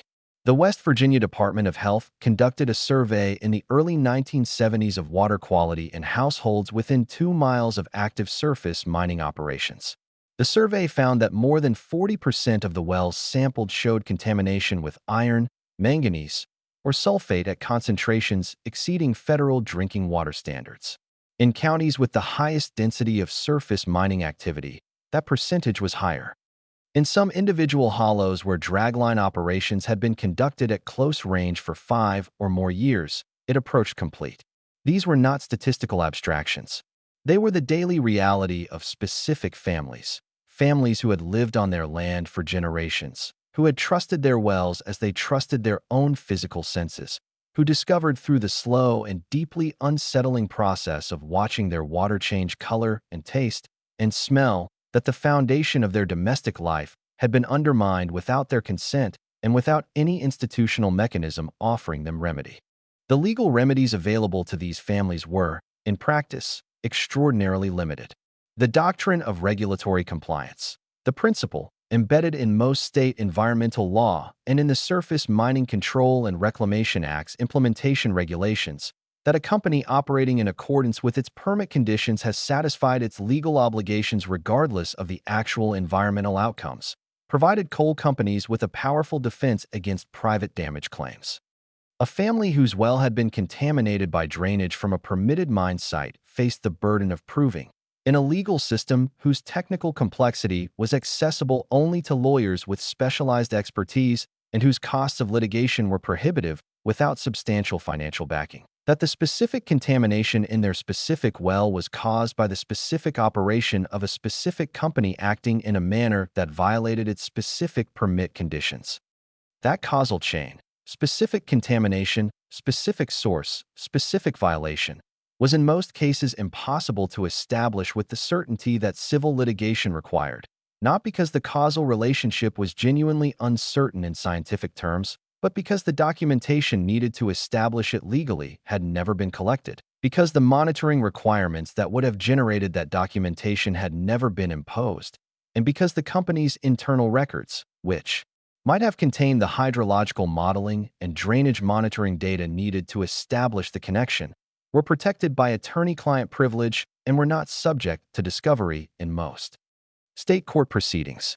The land itself tells a story that the legal record cannot. Aerial photography of the central Appalachian coalfields taken in the 1950s and compared with photography taken in the 1980s reveals a transformation of the landscape at a scale that resists easy description in human terms. Ridge after ridge that appears in the 1950s images as continuous forested terrain, dark, dense, unbroken canopy extending across the upper elevations of the mountain system, appears in the 1980s images as a sequence of flattened or terraced surfaces, gray-brown with exposed rock and clay. The original topography replaced by the geometric linearity of mine benches and spoil disposal areas that follow the coal seems horizontal trace through the mountains with the indifferent precision of industrial logic. The total acreage of Appalachian land disturbed by surface mining operations between 1950 and 1980 has been estimated at various figures by different studies using different methodologies, but the range of credible estimates converges around 1.5 million acres, an area roughly equivalent to the combined land area of Delaware and Rhode Island. That figure represents the surface extent of direct disturbance, the stripped ridges, the spoil piles, the haul roads, the preparation plant sites, the impoundment areas. It does not include the indirect disturbance, the watershed areas affected by acid drainage, the groundwater systems altered by the hydrological disruption of mining operations, the forest habitats fragmented by the network of roads and cleared areas that surface mining required. The reclamation that the Surface Mining Control and Reclamation Act required was, in its original formulation and in the aspirations of the people who had fought for the legislation, intended to be genuine reclamation, the restoration of mine land to something approximating its original condition and utility. What was achieved in the decades following the Act's passage fell considerably short of that aspiration, not because the aspiration was technically unrealizable, but because the political and economic pressures that had shaped the Act's implementation had systematically lowered the standards against which reclamation performance was measured. The bond forfeiture system, the mechanism by which the Act was supposed to ensure that companies funded genuine reclamation rather than simply abandoning mine sites, was calibrated, in most states, at levels insufficient to fund the reclamation work the forfeited bonds were supposed to pay for. A company that walked away from a mine site, forfeiting its reclamation bond, left the state with resources that typically covered between 20 and 40% of the actual cost of reclamation to the Act's own standards. The remainder fell to federal and state abandoned mine land programs, funded by a fee on current coal production, that accumulated a backlog of reclamation obligations that, by the early 21st century, had grown to billions of dollars. A public liability created by private extraction, transferred to public accounts through the legal mechanism of bond forfeiture, and funded by a fee structure that the coal industry had successfully argued should be kept low enough not to constitute a meaningful competitive disadvantage. The communities that had fought the draglines did not experience these systemic failures abstractly. They experienced them through continued deterioration of conditions that the passage of federal law had led them to expect would improve. The Orange Creeks did not run clear. The contaminated wells were not remediated. The spoil piles stabilized, in most cases, but they did not disappear, and the acid drainage they generated continued to flow into the watershed on the chemical timeline of the pyrite oxidation reaction, which operates on a timescale of decades, not years. The silence that followed the legislative victory of 1977, the silence of communities that had spent a decade in constant mobilization and now found themselves navigating the quieter, more complex, and in many ways more dispiriting terrain of regulatory implementation, was not the silence of resolution. It was the silence of exhaustion meeting the slow recognition that the machine had not been stopped. It had been regulated. The distinction was enormous, and it was felt in every hollow where the creek still ran orange and the well water still tasted of iron, and the spoil pile was still visible from the front porch, now graded to a legal slope and seeded with fescue grass that covered the disturbed earth in a thin green film, without restoring any of the biological functions of the forest it had replaced. Fescue is not a forest. A graded spoil pile seeded with a non-native grass species is not a mountain. The legal framework that accepted one as the equivalent of the other was not a reclamation program. It was an accounting fiction, a way of closing the books on a debt that had not been paid, in a currency that bore no relationship to the value of what had been taken. The communities knew this. The scientists who studied the reclaimed sites knew this. The regulatory officials who conducted the compliance inspections knew this, in most cases, and filed their inspection reports in the language of the regulatory standard rather than the language of ecological reality, because the regulatory standard was what the law required them to measure, and the language of ecological reality had no designated box in the inspection form. The machine had been regulated. The damage had been documented. The bonds had been forfeited, and the fescue had been seeded, and the inspection reports had been filed. And the mountains were still gone, and the water was still orange, and the families were still buying their drinking water in 5-gallon jugs from a gas station on the hollow road. The accounting was incomplete. It remains incomplete. There is a particular quality to the light in the central Appalachian coalfields in the late afternoon of an autumn day, a quality that has nothing to do with the light itself and everything to do with what it falls on. It falls on ridges that are not the shape they were. It falls on creek bottoms where the water still carries, decades after the last dragline bucket swung, a faint metallic tinge that the long-term residents no longer consciously register, but that instruments still measure.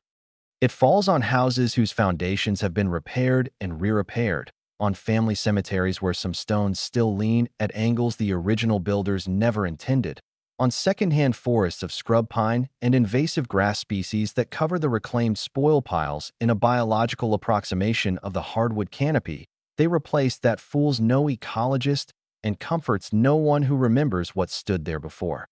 It falls on a landscape that carries its history in its bones, in the altered drainage patterns, in the compacted mine floor soils that resist root penetration after decades of reclamation effort, in the species assemblages of the recovering but permanently altered forest communities, in the chemical signatures of the water that moves through the fractured overburden on its way to the streams below. The landscape remembers what was done to it in the language of geology and hydrology and biology, in a vocabulary that does not use words, but that is, for those who know how to read it, as legible and as damning as any historical document.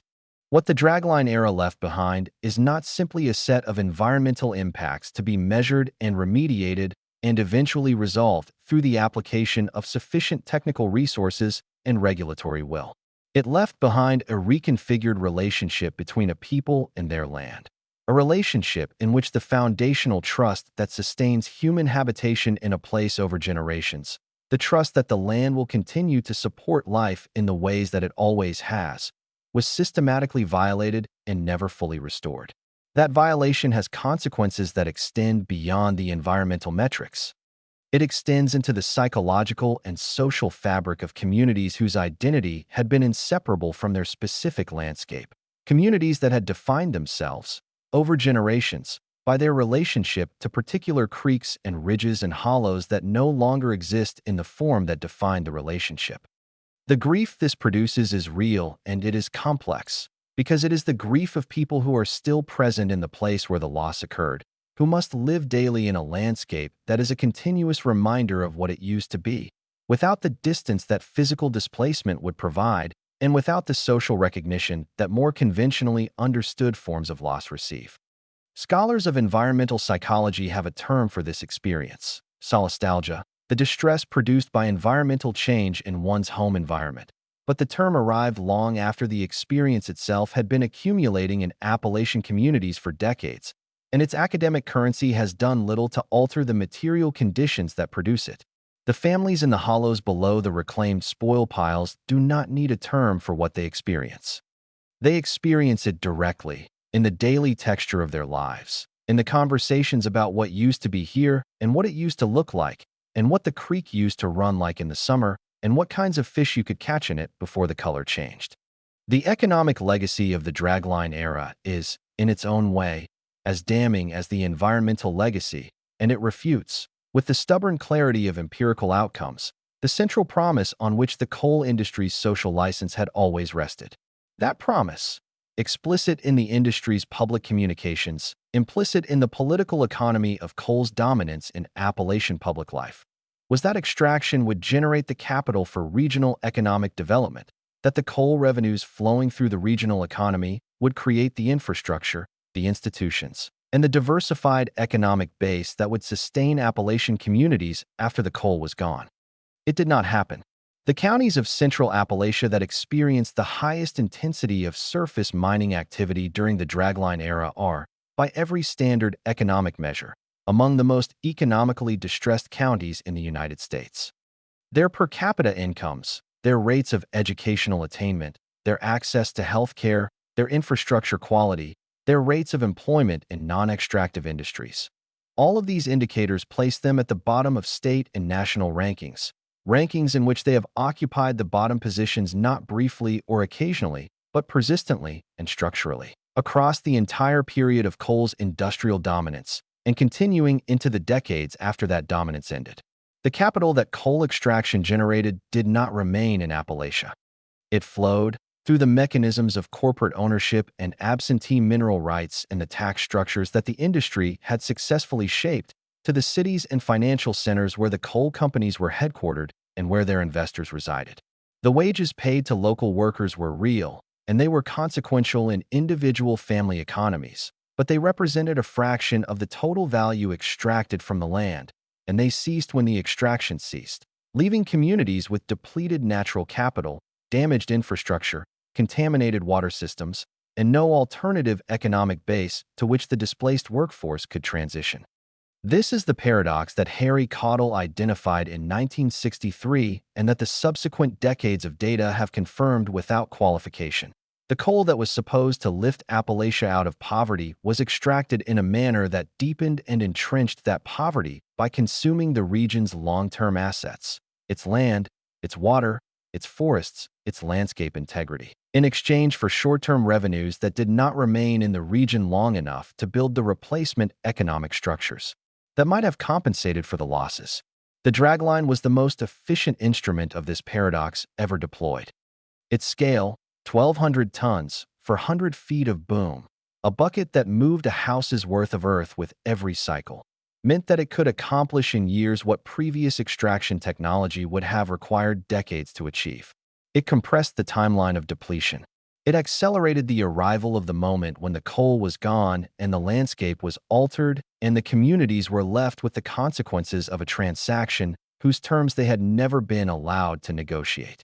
The legal history of the broad-form deed provides a coda to the story that is simultaneously satisfying in its outcome and inadequate in its timing. Kentucky voters, in a 1988 constitutional amendment referendum, approved by a margin of 82% a change to the state constitution that effectively abolished the broad-form deed as a mechanism for authorizing surface mining without the consent of surface landowners.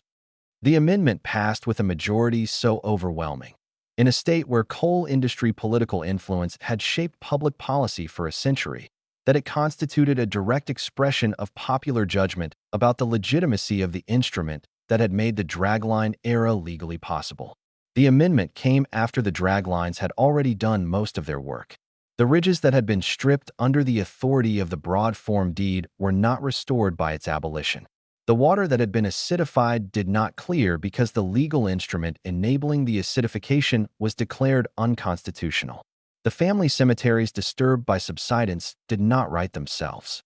The amendment was justice of a kind, the correction of a legal wrong that had persisted for a century, but it was justice delivered to a landscape and a community that had already absorbed the full weight of the injustice. The environmental legacy continues to evolve, and its evolution is not uniformly discouraging. The federal Abandoned Mine Land Reclamation Program, funded by the Surface Mining Control and Reclamation Act's per ton fee on coal production, has, over the decades since 1977, directed billions of dollars toward the remediation of pre-law mine sites abandoned before the Act's passage and therefore not subject to its reclamation requirements. The results of this investment are visible in hundreds of specific locations across the coal fields: stabilized high walls that no longer pose imminent collapse hazards, treated drainage outfalls that have restored pH levels in previously acidified streams, regrade spoil piles that have been colonized by native plant communities over the decades since stabilization.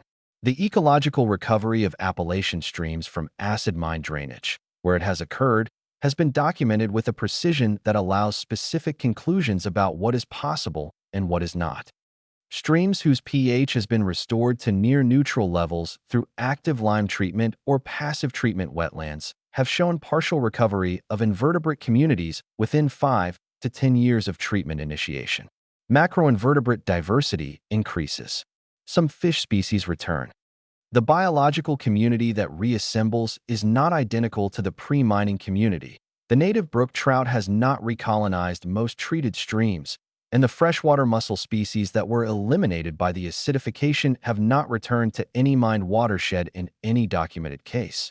But it is a living community, and its presence represents a meaningful improvement over the biological sterility that preceded treatment. The forests on reclaimed spoil piles tell a more ambiguous story. The Surface Mining Control and Reclamation Act's original reclamation standards, requiring that mine land be returned to its approximate original contour and revegetate with species capable of establishing a permanent vegetative cover, were implemented across most of the Appalachian coal fields using a combination of grading equipment and grass seeding that produced the legally compliant but ecologically limited fescue cover that characterized reclaimed mine sites through the 1980s and 1990s. The compacted soils of graded spoil piles, subjected to heavy equipment during reclamation, proved resistant to natural forest succession. The native hardwood species that had dominated pre-mining Appalachian forests required deep, well-structured soils with active fungal networks that the compacted spoil surface could not provide.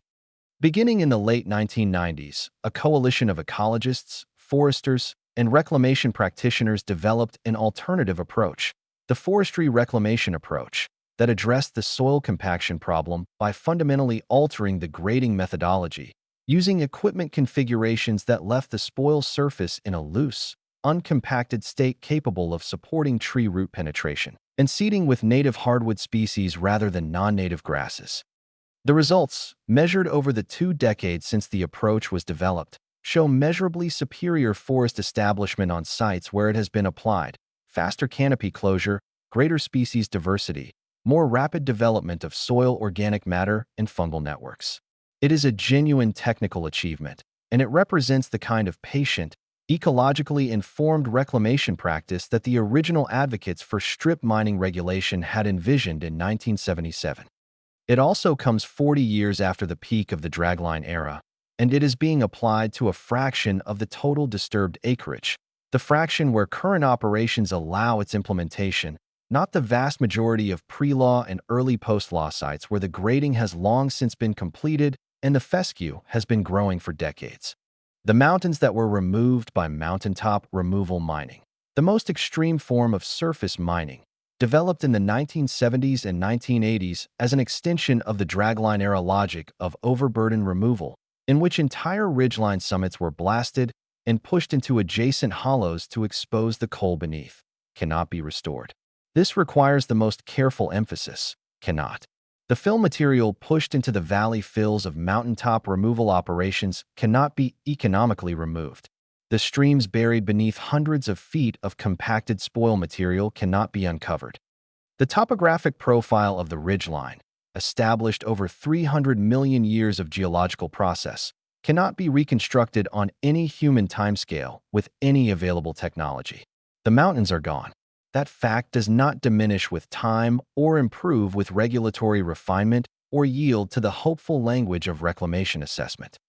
It is a permanent alteration of the physical geography of a region, accomplished within a period of approximately 50 years by machines and systems and legal instruments that have been documented in sufficient detail to establish, without serious historical controversy, who made the decisions that produced the outcome, what they knew when they made those decisions, and what alternative decisions were available to them and declined. The people of Appalachia are still here. This is perhaps the most important single fact about the legacy of the dragline era, and it is a fact that the extraction economy, in its internal logic, did not fully account for. The coal company's implicit expectation, built into the economics of the broad-form deed, the reclamation bond system, the regulatory framework that protected operations rather than communities, was that extraction would proceed until the coal was exhausted, and that the communities in the coal fields would then either transition to some other economic activity or dissolve, their populations dispersing to the industrial cities of the Midwest and Northeast that had already absorbed several waves of Appalachian migration. The communities did not dissolve.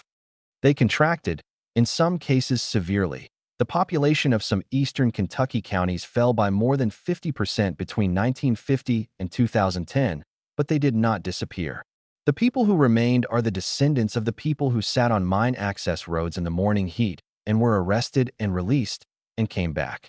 They are the people who attended the school board meetings and the county commission sessions and the federal permit hearings. They are the people whose grandmothers bought drinking water in 5-gallon jugs and whose mothers helped circulate the petitions and whose fathers worked 12-hour shifts on the maintenance crew and came home too tired to discuss the Orange Creek, but never too tired to notice it. They carry with them a knowledge of what was done to their land that is specific and detailed and multigenerational in a way that no outside assessment can fully replicate, because it is the knowledge of people who have lived in a specific place across the entire arc of a specific historical process, who have watched the mountain change shape and the water change color and the community change size, and who have maintained, against the considerable pressure of economic desperation and political marginalization and the simple exhaustion of sustained resistance, a connection to that place that the extraction economy assumed could be severed and found, to whatever extent it found anything, that it could not. That persistence is not sentimental. It is not the romanticized resilience that outside observers sometimes project onto Appalachian communities. The notion of noble poverty maintained with photogenic dignity in the face of industrial intrusion, a narrative that serves the observer's need for moral simplicity more than it serves the community's need for political and economic justice. It is something more complicated and more durable than that. It is the persistence of people who understand, with the clarity that comes from having lost a great deal of what they valued, exactly what is worth holding on to and why.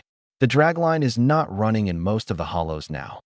The coal has been largely extracted from the most accessible seams. The economics of Appalachian coal have been devastated by competition from Western surface mines and natural gas, and the industry that once moved mountains with 1,200-ton machines now moves through the region's economy as a diminishing presence, closing mines and defaulting on reclamation bonds, and leaving the cleanup, once again, to programs funded by public money. The machines themselves, those extraordinary, terrible instruments of geological rearrangement, have been sold, in some cases, to other mining regions where the economics of large-scale surface extraction remain viable. In other cases, they have been dismantled on-site, their high-grade steel recycled through the same industrial economy their operation once powered.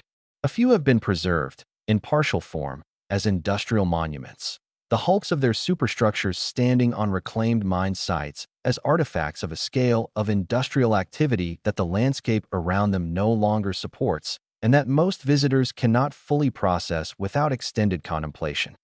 Standing beside one of these preserved machines, or beside the absence where one stood, the observer experiences something that is difficult to name precisely, but that has elements of awe and grief, and a kind of enforced historical humility.